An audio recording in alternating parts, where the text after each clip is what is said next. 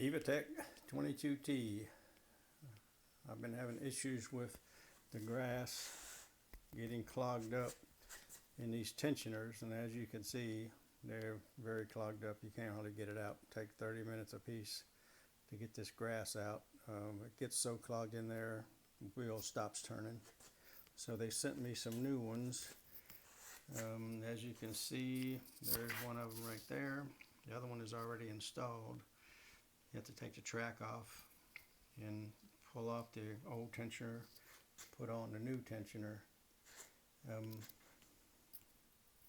got a lot more gap in it. It should be a much easier clean out if you got to clean it out. You can see the gap in there. You can just put your finger down there and clean any grass out if it was ever get clogged up, which I don't think it will.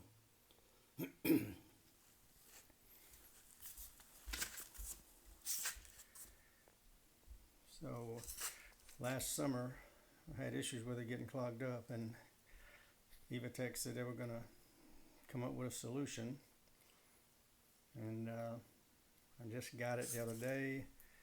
This is April of 22. I already got one installed again, so I'll let you know how they work out.